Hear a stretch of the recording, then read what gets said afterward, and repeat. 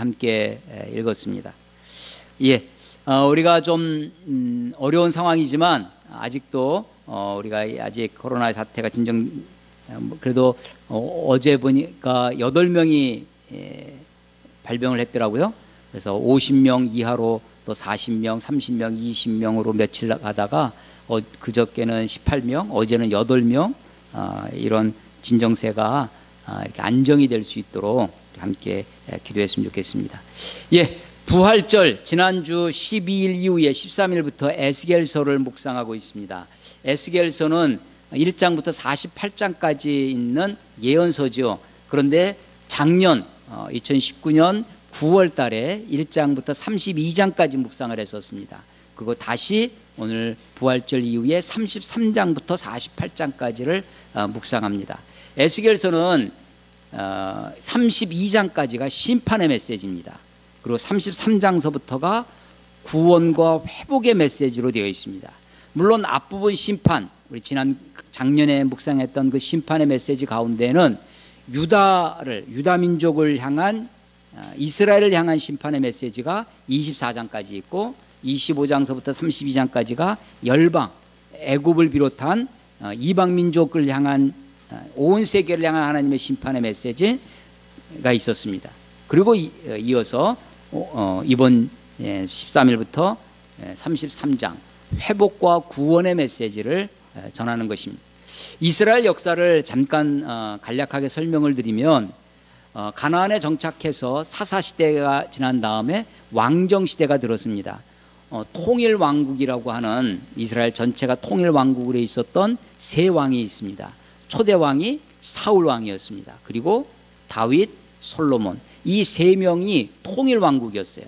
그러다가 이 솔로몬이 죽은 다음에 솔로몬 사후에 나라가 남북으로 분열이 됩니다. 북왕국 이스라엘이 먼저 722년 기원전 722년 8세기죠. 그러니까 기원전 8세기에 아시리아라고 하는 나라에 의해서 패망하게 됩니다.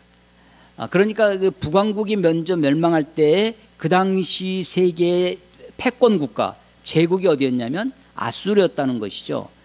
남왕국 유다는 좀 더 지속되었어요. 약 140년 가량 더 지속이 되어서 586년 6세기죠. 586년에 바벨론에 의해서 멸망을 합니다. 그러니까 이제 패권 국가가 아수르에서 바벨론으로 바뀌었다라는 것을 알 수 있습니다. 자, 가나안 이스라엘에서 북쪽으로 올라가면 아수르가 있습니다. 북동쪽으로 올라가면 아수르가 있고, 그래서 거기서 더 동쪽으로 이렇게 초승달 모양으로 이렇게 돌아오면 티그리스 강과 유프라데스 강이 있는 그 하류에 지금의 이라크 지역, 거기가 이제 바벨론 지역이 됩니다. 그래서 우리가 비옥한 초승달 지역이라고 했죠. 이스라엘 가나안 땅에서 동쪽으로 쭉 가면 바벨론입니다. 그런데 동으로 갈 수가 없었어요. 지금은 비행기 타고 갈 수도 있겠지만 고대에는 거기가 사막지대니까 이렇게 돌아다녔습니다. 돌아다녀서 길이 어디로 나와 있냐면 북쪽으로 나와 있어요. 그래서 에스겔서를 읽다 보면 북쪽에서 적이 침입도 다 북쪽으로 오고요. 끌려가는 것도 북쪽으로 끌려가서 바벨론까지 가는 거죠. 자, 아수르가 북왕국 이스라엘을 멸망시킬 때 이 아수르 제국이 권불 10년이라고 그 권세가 계속 가는 것이 아니었습니다. 이제 7세기를 넘어서 점점 쇠퇴해 가게 되는데요. 아수르의 아수르 바나팔이라고 하는 그런 왕이 631년에 갑자기 죽어요. 그러면서 점점 급격하게 쇠퇴합니다. 그 틈을 타고 바벨론이 독립을 선언해요. 625년에 독립을 선언합니다. 느부갓네살 왕, 성경에서 나오는 왕이죠. 그 왕의 아버지가 바벨론의 독립을 선언하고 이 아버지와 아들 느부갓네살이 합심을 해가지고 아수르를 공격합니다.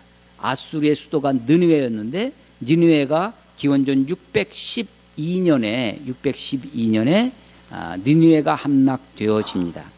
그러니까 이제 아수르가 기울고 완전히 지고 그리고 새롭게 바벨론이 강대국으로 제국으로 떠오르게 되는 것이죠. 그렇게 바벨론이 막 떠오르기 전에 한 10여 년 전에 622년에 기원전 622년에 요시아라고 하는 유대에 요시아라고 하는 유명한 왕이 있었습니다. 제가 곧잘 여러분에게 설명드리면서 우리나라의 영종조 왕과 비슷하다라고 했죠.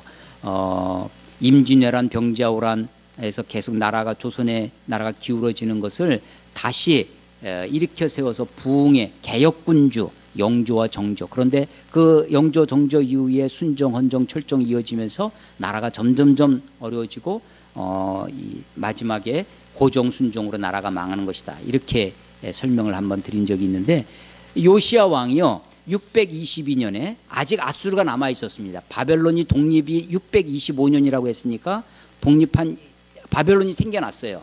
막 622년에 요시야 왕이 성전을 수리를 합니다. 그러니까 성전이 막 관리를 잘 안 하고 하니까 요시야 왕의 그 열심히 성전을 수리를 해요. 하다가 성전에서 율법을 발견합니다. 그러니까 그 전에는 율법이 없었다는 거예요. 책 율법 두루마리. 그러니까 그 전에는 그럼 어떻게 신앙생활 했겠어요? 어떻게 제사를 드리고? 들어서 아버지가 조상들이 해주는 이야기를 들어서 제사장들이 하는 이야기를 들어서 그게 전부인 줄 알고 하는 거죠. 그래서 A를 카피해서 B를 만들고 B를 카피해서 C를 만들고 C를 카피해서 D를 만들고 하다 보면 저 끝에 Z에 가면 A와 Z가 영 딴판이 되는 거죠. 그런데 A를 카피해서 B를 만들고 다시 A를 카피해서 C를 만들고 A를 카피해서 D를 만들면 이게 달라지는 거죠. 뭐 원본이 없었던 거예요. 그러니까 율법이 없이 다 그냥 전통으로만 들은 것으로만 신앙생활하고 제사를 드리고 하나님을 예배하다가 요시야 왕 때 율법이 발견됐다는 거예요. 이건 획기적인 사건이죠. 그래서 그 율법을 가지고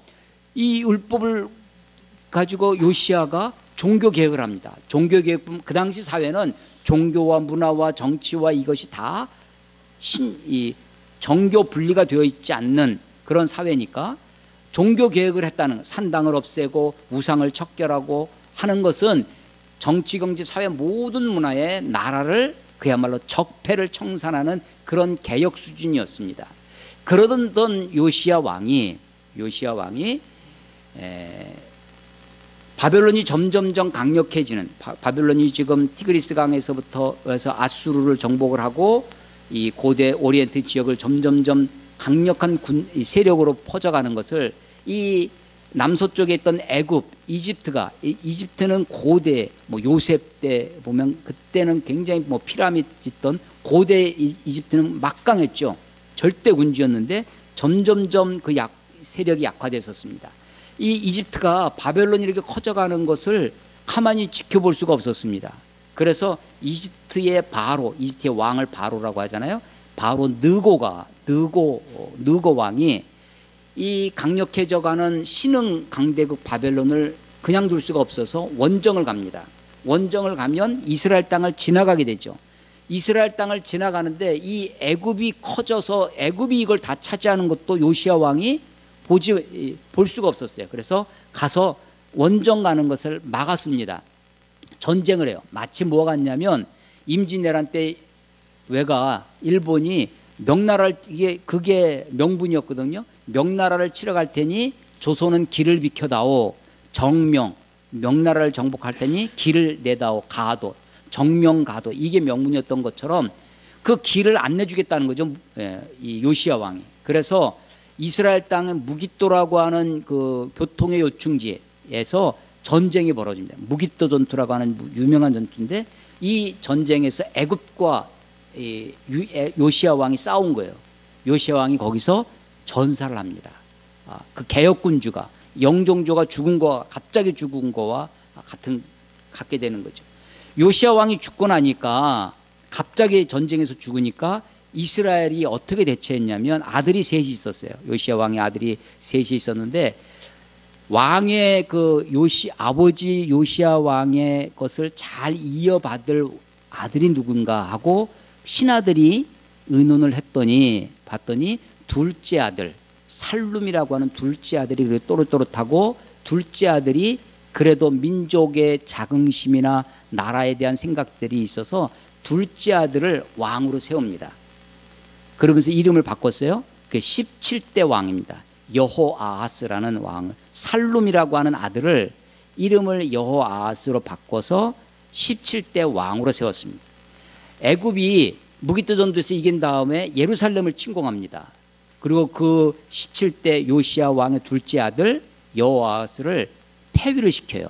그리고 그 애굽으로 이집트로 포로로 잡아갑니다. 그리고 얼빵한 첫째 아들 엘리야김이라고 하는 아들이 있었어요. 이 아들을 다시 왕으로 세웁니다. 그래서 18대 왕이 되는 거예요. 18대 엘리야김을 여호야김이라고 이름을 바꿔요. 여호야김이라는 이름으로 바꿔서 왕으로 세워요. 당연히 이 왕은 친애굽파가 되는 거죠. 애굽이 하자는 대로 다 합니다. 그런 나라가 이렇게 어려워진 것은 아버지가 이상하게 개혁을 해가지고 그런 거다 해가지고 아버지 요시야 왕의 개혁을 다 수포로 돌립니다. 그래서 나라가 퇴행을 하게 되는 거죠. 심지어는 어느 정도였냐면 예레미야가 그 예레미야 시대예요. 예레미야가 이렇게 살다가 하나님이 유다를 심판하실 것이라고 심판의 메시지를 전하니까 예레미야를 막 감옥에 가둡니다. 예레미야가 그 율법 예언서를 썼어요. 썼더니 두루마리 편지를 썼더니 그걸 갖다가 갈기갈기 찢어가지고 불에 태워버린 왕이 누구냐면 여호야김, 요시야 왕의 첫째 아들입니다. 이 첫째 아들이 친애굽파에서 애굽의 편을 들어서 그렇게 정책을 해나갑니다. 그러나 이미 바벨론은 훨씬 더 강력해졌죠.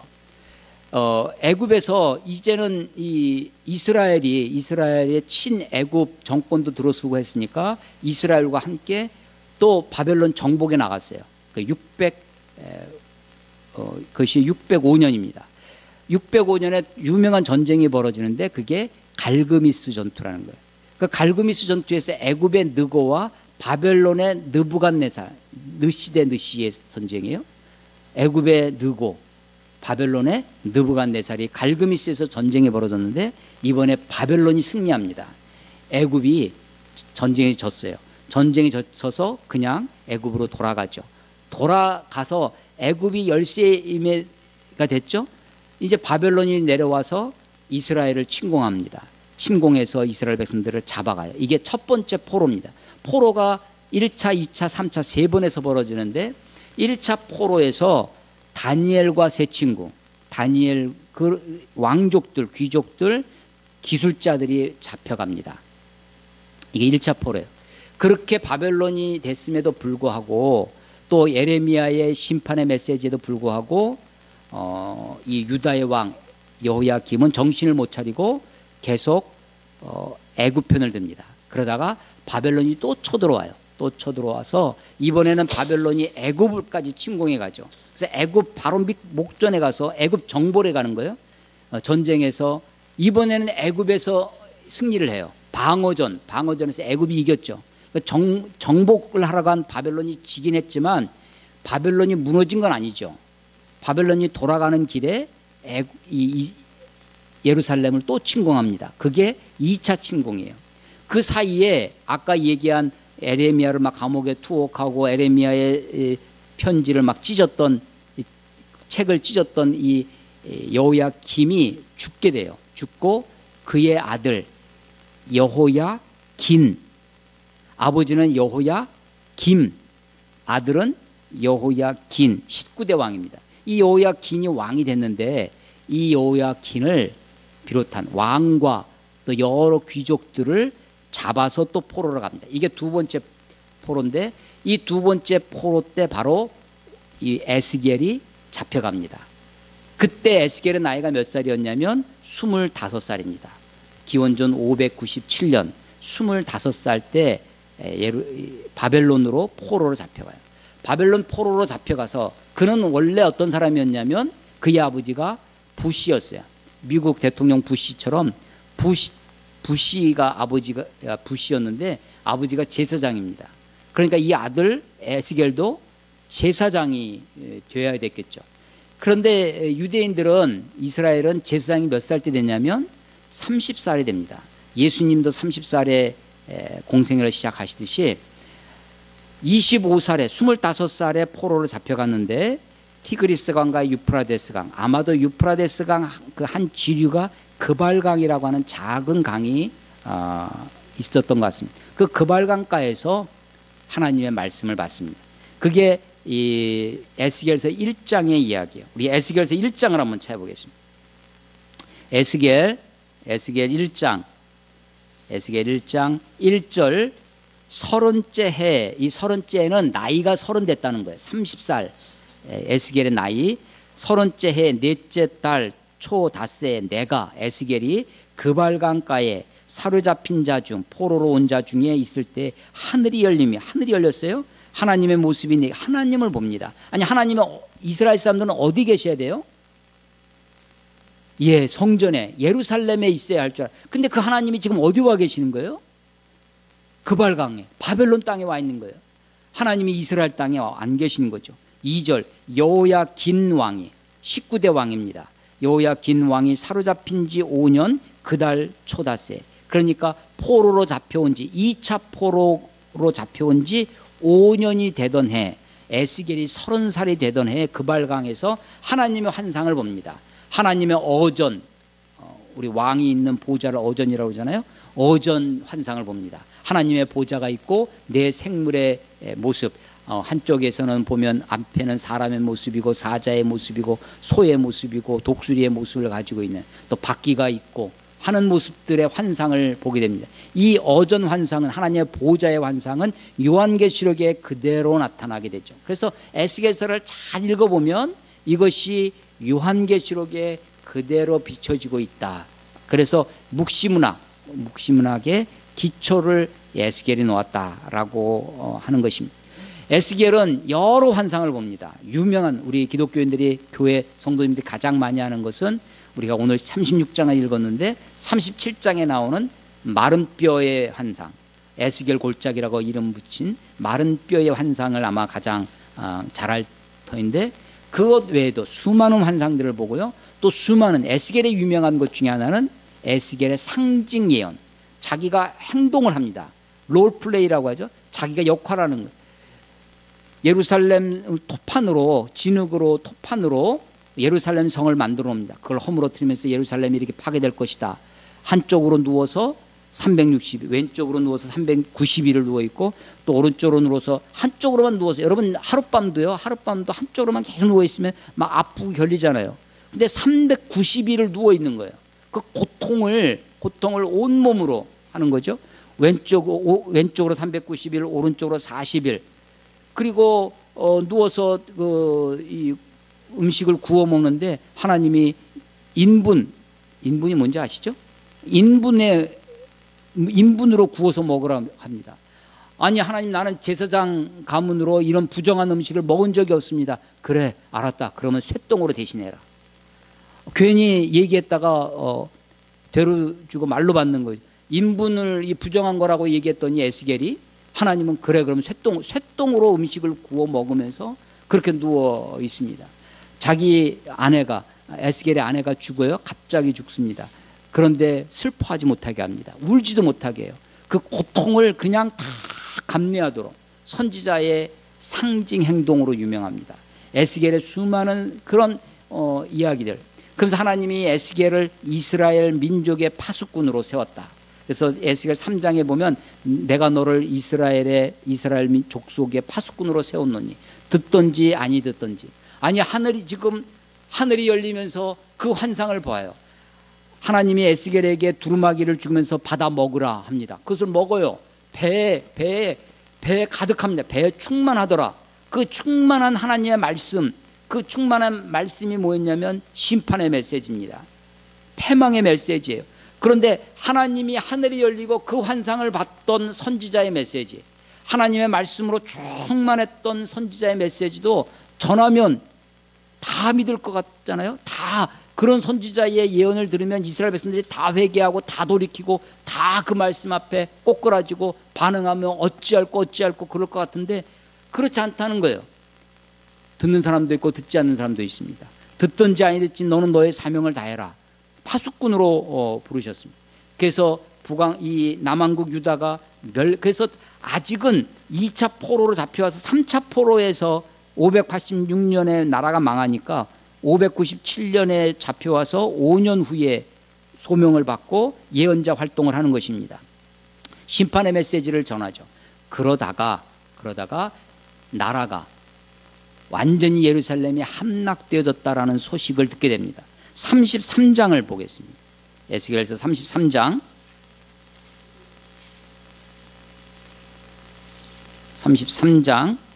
21절. 예, 성경책 넘기는 소리 들리시죠? 우리 가정에서도 성경책을 잘 찾아서 말씀을 따라오면서 설교를 들었으면 좋겠습니다. 33장 21절. 우리가 사로잡힌 지 포로로 잡혀온 거예요. 12째 해.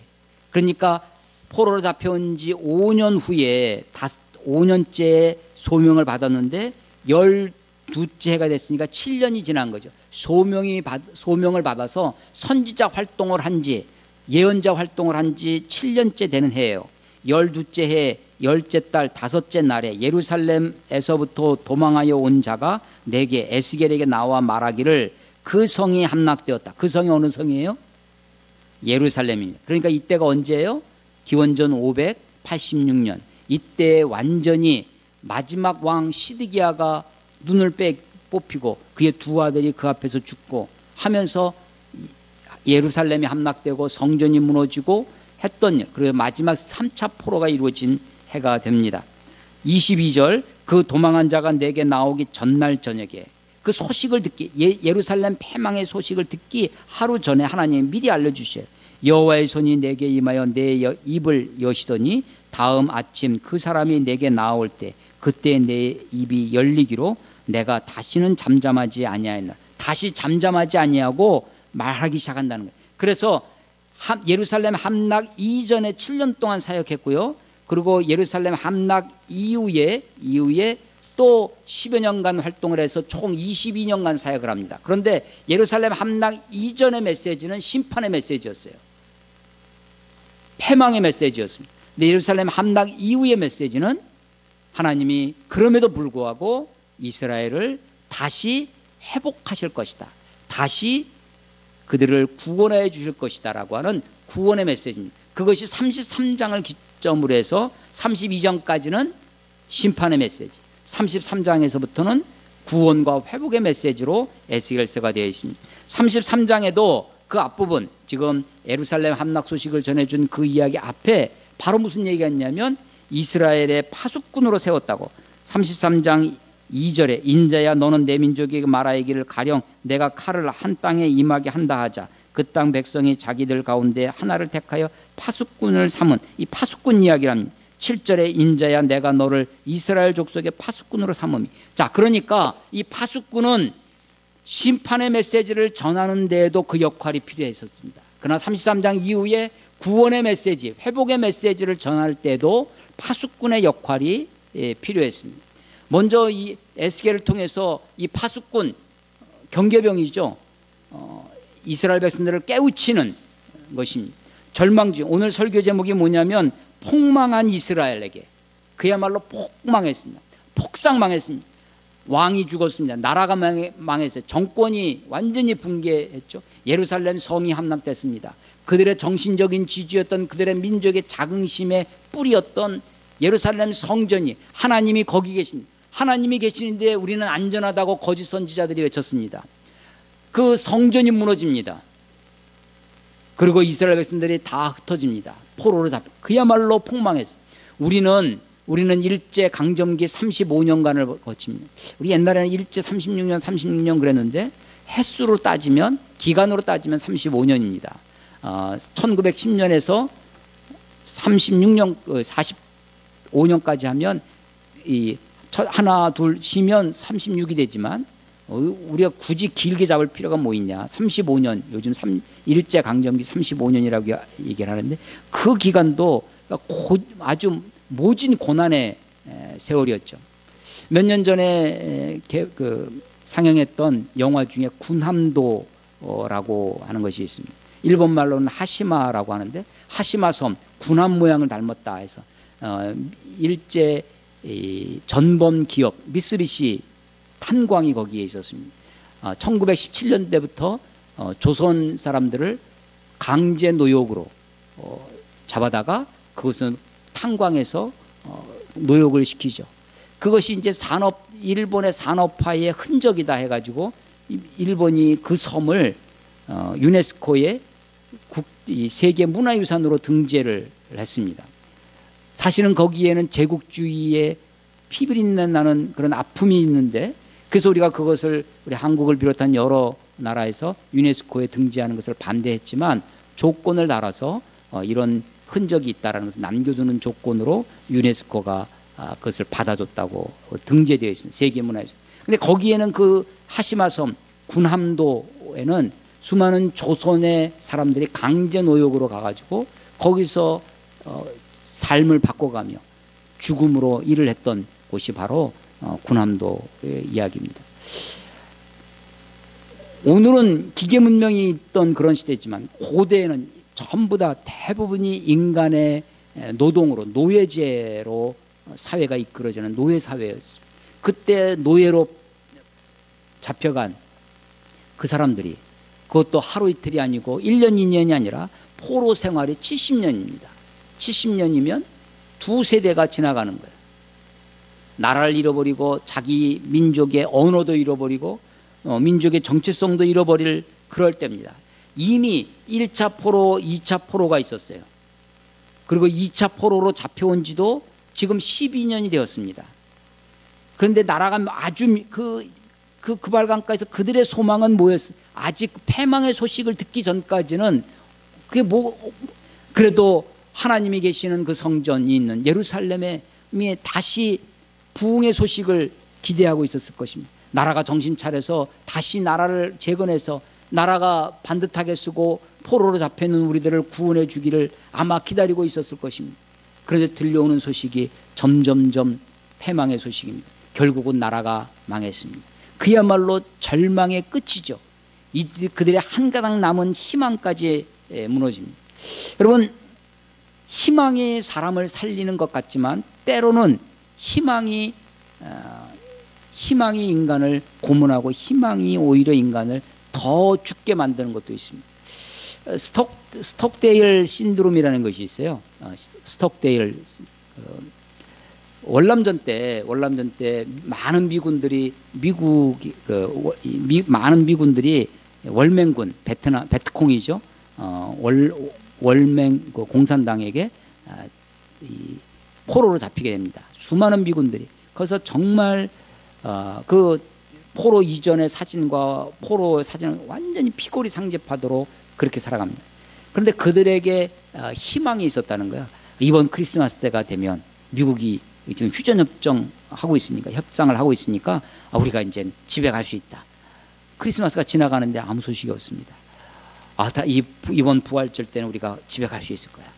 그런데 그런 희망을 가지고 있던 사람들은 다 신음신음 앓고 그 포로에서 다 거기서 이렇게 죽어갔다는 거예요. 근데 이 스톡데일이라고 하는 아마 그 소령인가 중령인가라는 그 장교였는데, 이 사람은 그런 꿈은 허황된 거다. 어떻게든지 여기서 우리가 살아남아야 된다라고 하면서 현실 속에서 생존의 길을 찾아가는 거죠. 그래서 희망이 오히려 그들을 죽게 했다라고 하는 것이 스톡데일 증후군이라고 하는 거죠.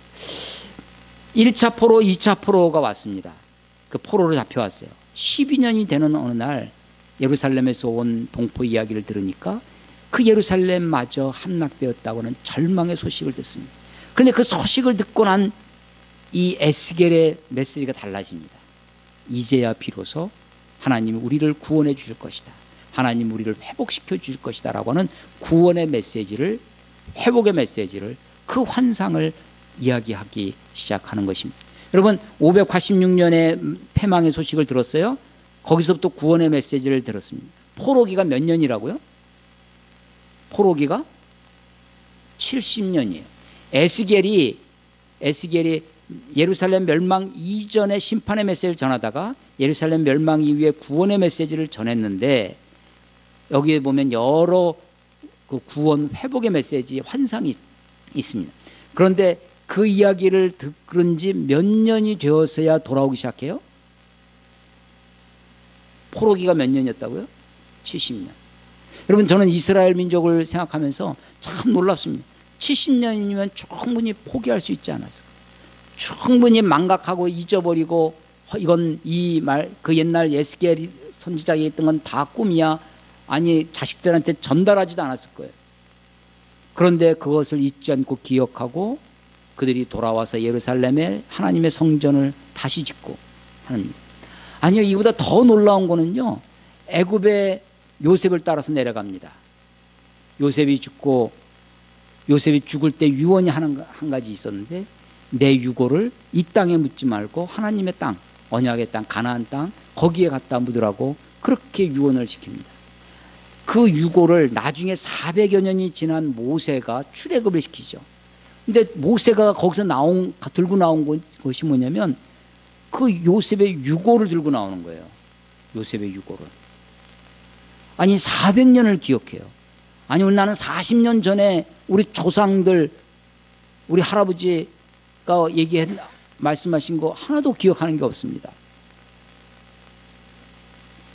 그런데 이스라엘 민족은 400년 전에 요셉의 이야기를 기억을 하고 그것을 자식들에게, 자손들에게, 또 자손에게, 또 자손들에게 하나님의 언약을 요셉과 맹세했던 그것을 전달하는 거죠. 그때는 책도 없었어요. 말로 모세가 그것을 들고 나옵니다. 그리고 가나안 땅에 그 요셉의 해고를 거기에 묻는 것이죠. 지금 그야말로 오늘 설교 제목처럼 폭망한 이스라엘입니다. 절망에도 그 절망을 누구도 탓하지 않을 그런 상황이에요.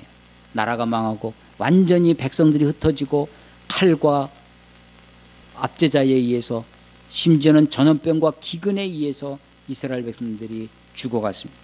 그런 속에서 메시지를 전하는 거예요.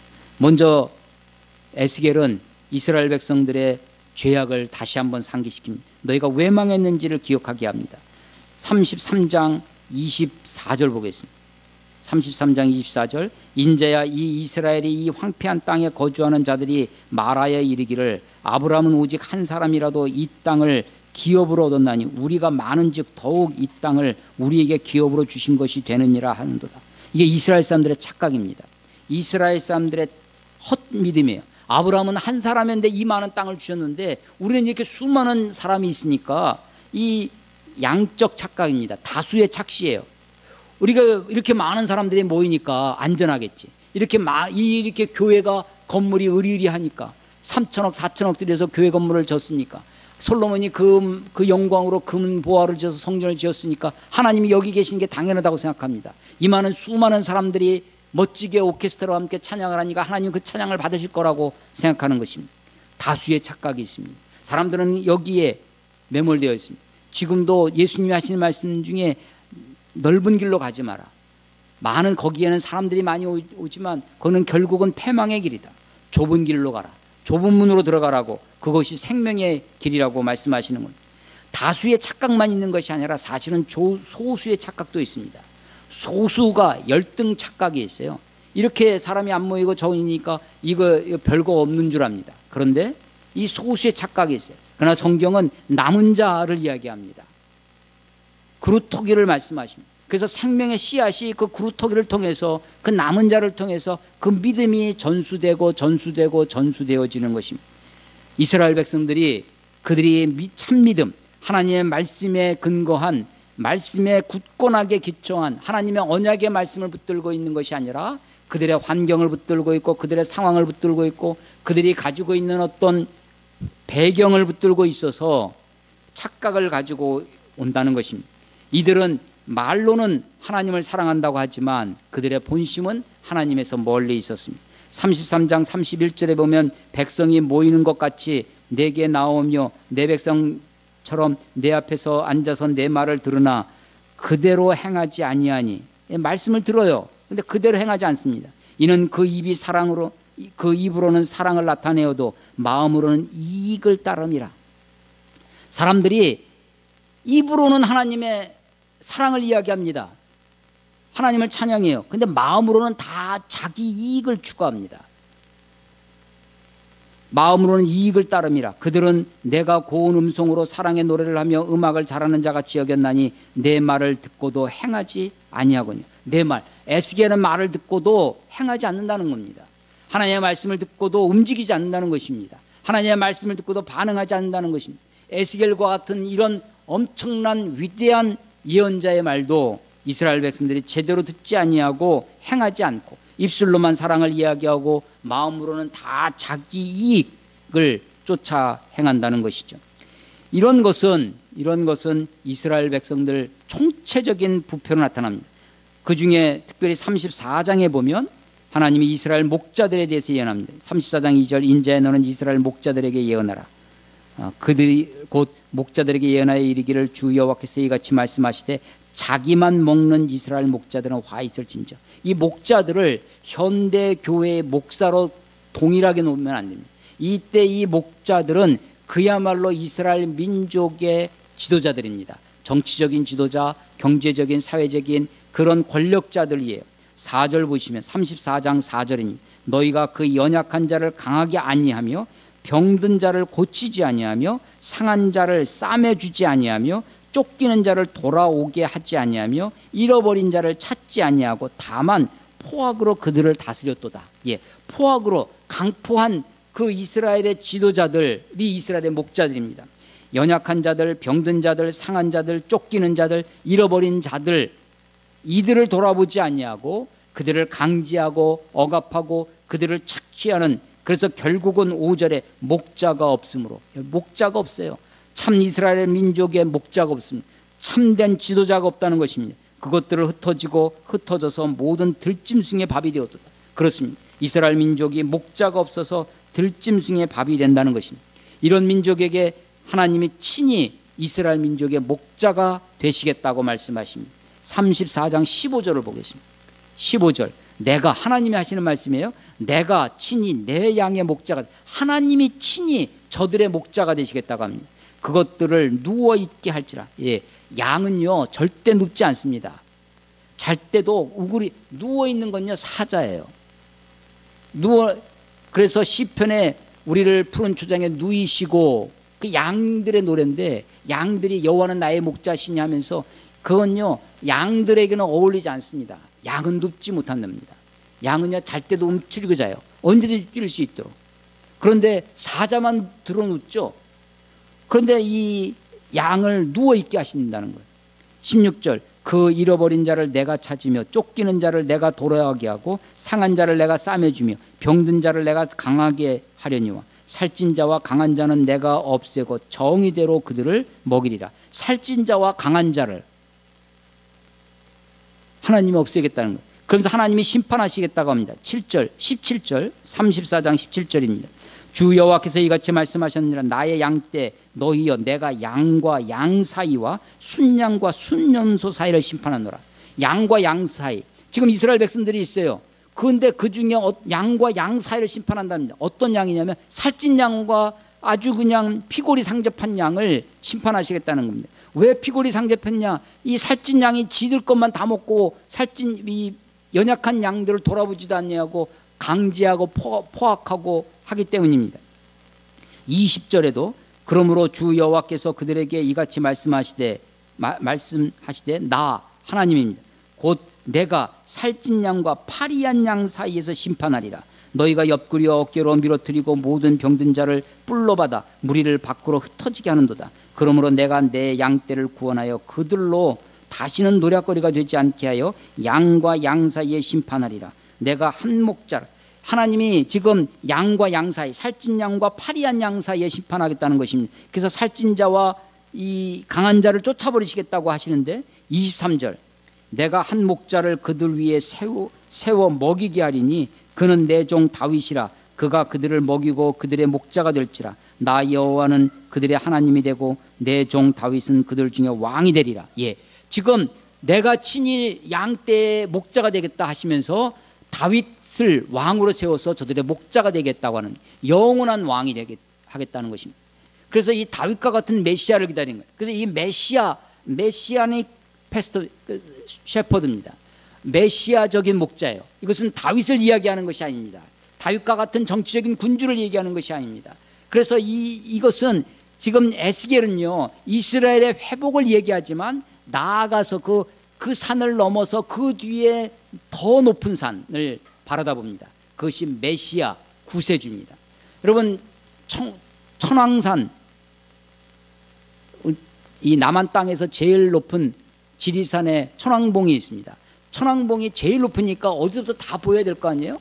근데 보이지 않습니다. 노고단에서 보면요, 그게 산이 제일 높은 산인데도 보이지 않아요. 그 앞에 이미 작은 산봉우리들이 많이 있기 때문에 우리는 그 작은 산봉우리에 가려가지고 저 멀리 큰 산을 못 보는 거예요. 그런데 그 작은 봉우리에 올라가면 저 앞에 있는 천왕봉이 보이는 거죠.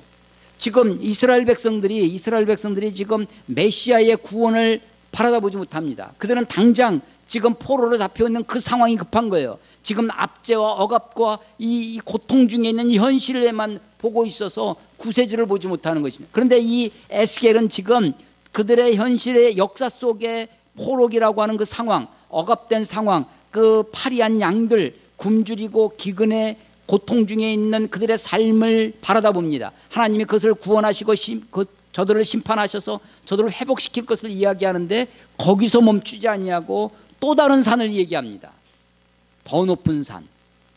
그런데 그 산을 앞에 산을 올라가야 그 산이 보입니다.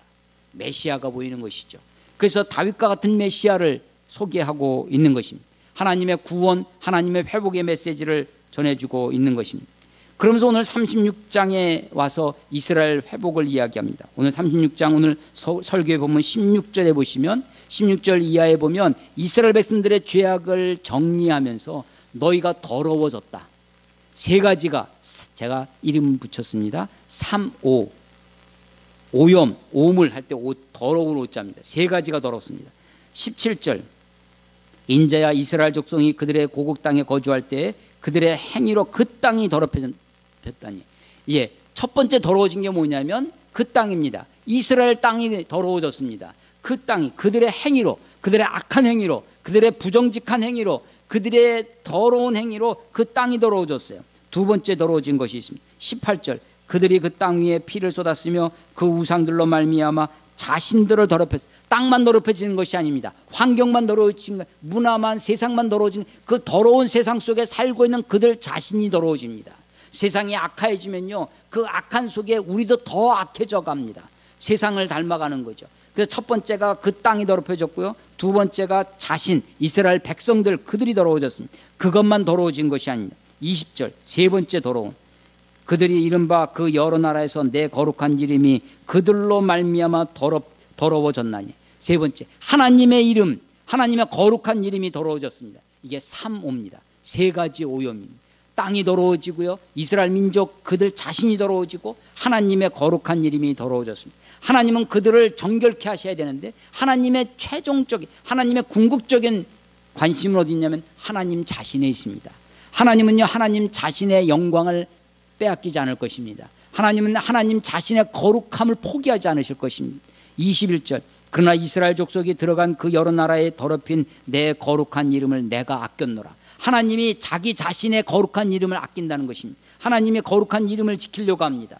시편 23편 3절에 보면 내 영혼을 소생시키시고 자기 이름을 위하여 의의 길로 인도하신도다.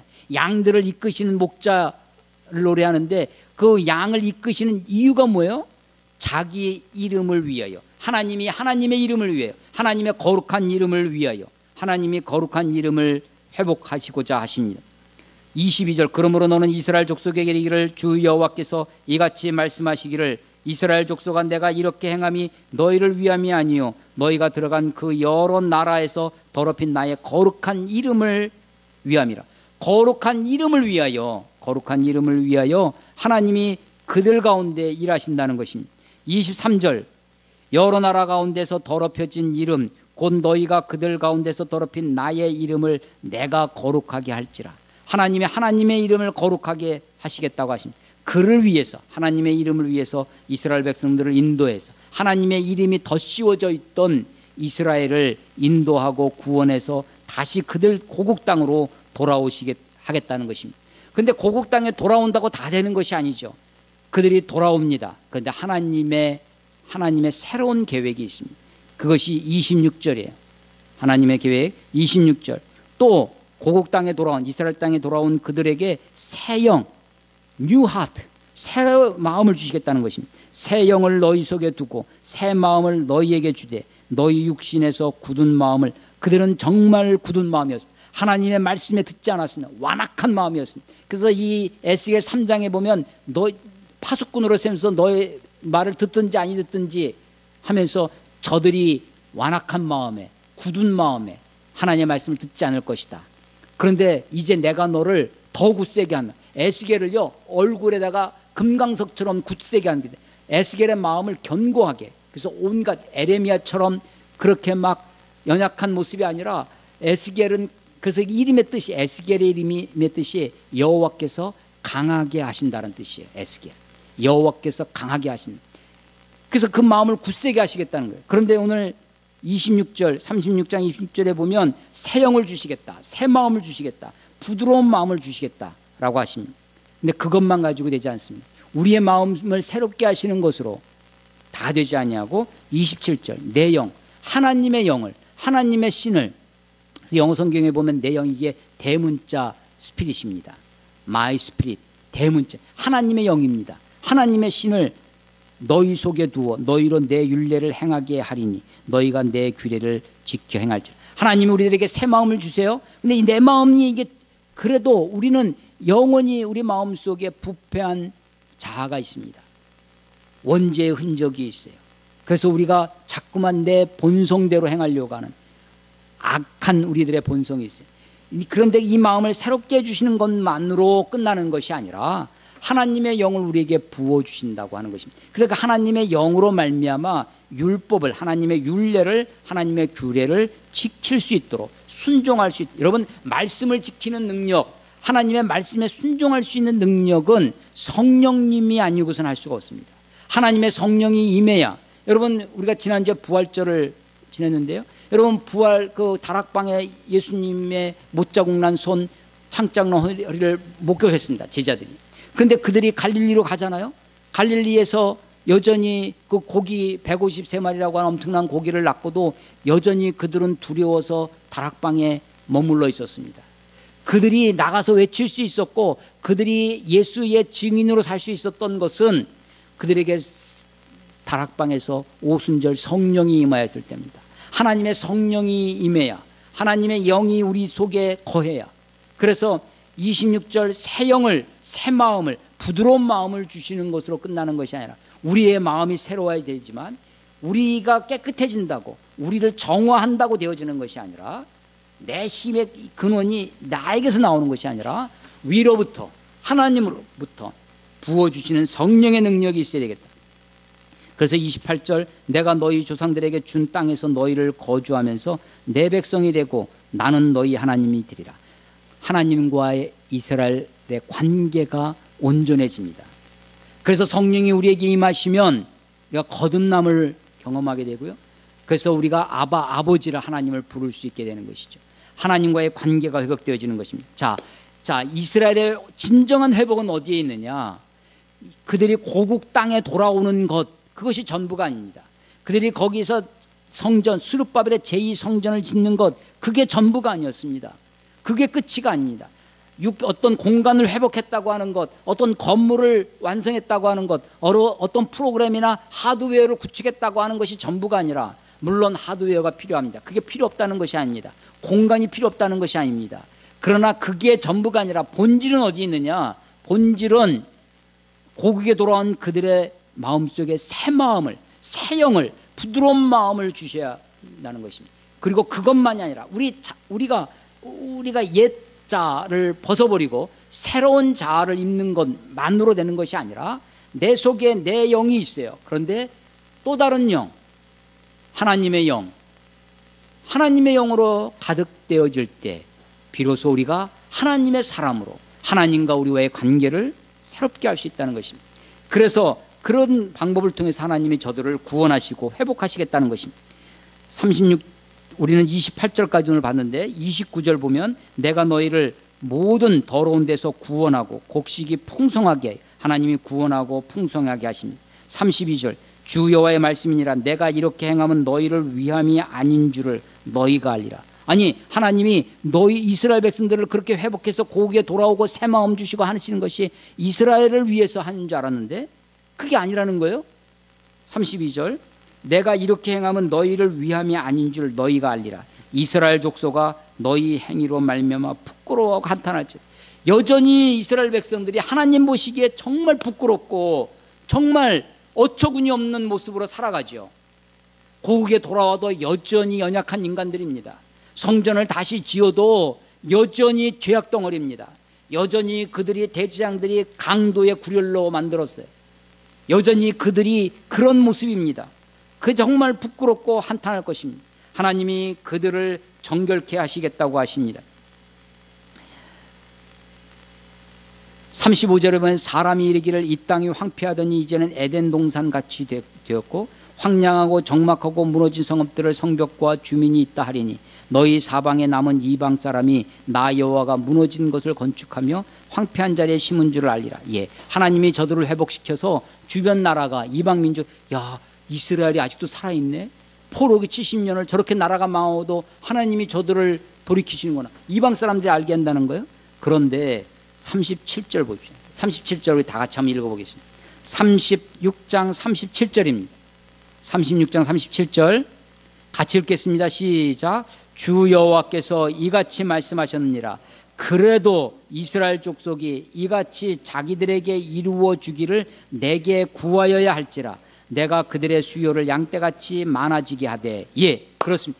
하나님이 이 모든 역사를 이루실 것입니다. 하나님이 이스라엘 백성들을 구원하시고 회복하셔서 에덴 동산같이 만드실 것입니다. 하나님이 그들 가운데 새 영을 새 마음을 부드러운 마음을 주시고 하나님의 영을 저들에게 부어주실 것입니다. 하나님이 하실 것입니다. 그런데 하나님이 하실 것이니까 우리는 넉넉히 바라다보고 그냥 있으라는 것이 아니라 37절 그래도 이스라엘 족속이 이같이 자기들에게 이루어 주기를 어떻게 해야 된다는 거예요? 내게 구하여야 할지라. 한마디로 그래도 기도해야 된다는 것입니다. 하나님이 역사의 주인 되실 것입니다. 하나님이 잘해주실 것입니다. 하나님이 모든 것을 이끌어 가실 것입니다. 하나님이 우리의 삶을 섭리하시고 붙드실 것입니다. 그러나 하나님이 고통 중에 있는 우리들을 연약한 중에 우리들을 아니 폭망한 이스라엘에게도 다시 소망을 주시면서 하시는 말씀이 뭐냐면 역사의 주는 나다. 역사를 이끌어가는 것은 나다. 이스라엘 백성들 가운데 하나님이 저들을 온전히 구원하실 것입니다. 하나님이 심지어 내가 이렇게 하는 것이 너희들을 위해서 하는 것이 아니라 하나님의 거룩한 이름을 위해서 한다는 것입니다. 하나님은 하나님의 뜻대로 역사를 이끌어갈 것입니다. 하나님의 종국에 가서 하나님의 나라를 완성하실 것입니다. 우리는 그것을 믿습니다. 그러나 우리가 해야 할 일이 있어요. 우리가 하나님을 믿습니다. 하나님의 역사의 주인 되심을 믿어요. 하나님이 내 삶을 붙드시고 있다는 것을 믿어요. 그래도 기도해야 한다는 것입니다. 그래도 간구해야 된다는 것입니다. 그래서 하나님이 어떤 분인지를 네가 알아야 된다는 것입니다.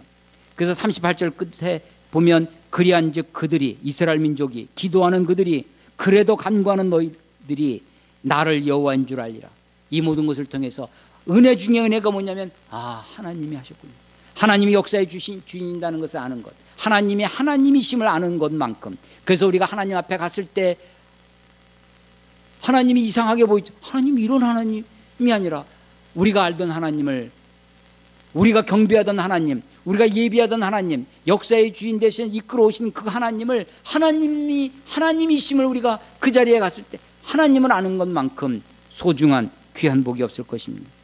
자, 오늘 설교의 제목입니다. 폭망한 이스라엘에게 다시 소망을 주시는 하나님이십니다.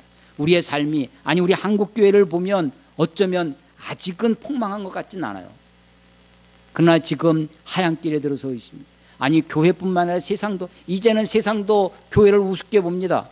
세상도 교회가 막 악을 쓰고 해서 한다고 교회를 겁먹는 게 아닙니다. 광화문에 온 1,000만 성도가 가가지고 데모한다고 세상이 우리를 우습게 보겠어요? 아닙니다.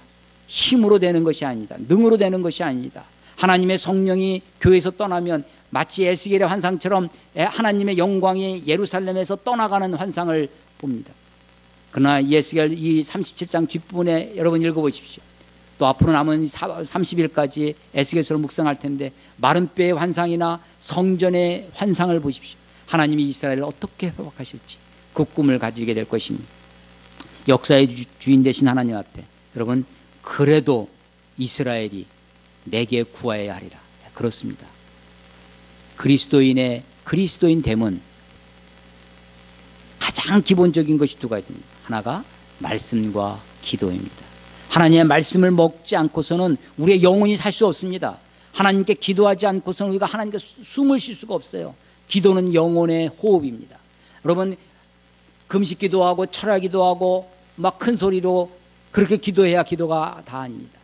여러분, 있는 자리에서 말없이 기도를 해도, 소리내지 없어 기도해도 얼마든지 기도의 자리에 깊은 기도의 지성소로 나아갈 수 있습니다. 여러분, 그래도 기도해야 됩니다. 그래도 하나님이 역사의 주인 다 이끌어 가실 것입니다. 하나님을 믿으십시오. 그래도 기도해야 됩니다. 여러분의 고통을, 우리들의 아픔을 하나님이 다 보고 계십니다. 하나님이 우리를 붙들어 줄 것입니다. 그래도 기도해야 됩니다. 그래도 간구해야 됩니다. 우리에게 소망을 주시는 하나님, 우리의 역사를 이끌어 가시는 하나님 앞에 말씀과 기도의 자리로 돌아가시는, 그 자리를 굳게 지키시는 저와 여러분이 되시기를 주의 이름으로 축원합니다. 기도하겠습니다. 하나님 아버지의 은혜를 감사합니다. 연약하고 부족하고 악하고 게으르고 불충한 우리들을 아버지여 불쌍히 여겨주시고, 이스라엘 백성들을 이 패망한 자리에서, 이 절망과 끝없는 어둠의 자리에서 저들을 잊지 아니하시고 저들과 맺었던 언약을 기억하시사 저들을 다시 일으켜 세우시며 약속의 땅으로 인도하시는 하나님을 보게 하시니 감사합니다. 하나님, 이 땅을 긍휼히 여겨주시고 이 민족을 불쌍히 여기시며 한국교회를 하나님, 아니 우리의 영혼을 하나님 불쌍히 여겨주셔서 다시 우리들에게 새 영을, 새 마음을, 부드러운 마음을 허락하여 주옵시고 하나님의 영으로 충만케 하시사 하나님의 백성으로, 하나님을 하나님으로 찬양하며 예비하는 하나님의 사람들이 다 될 수 있도록 아버지여 축복해 주시옵소서. 예수님 이름으로 감사하며 기도드렸사옵나이다. 아멘.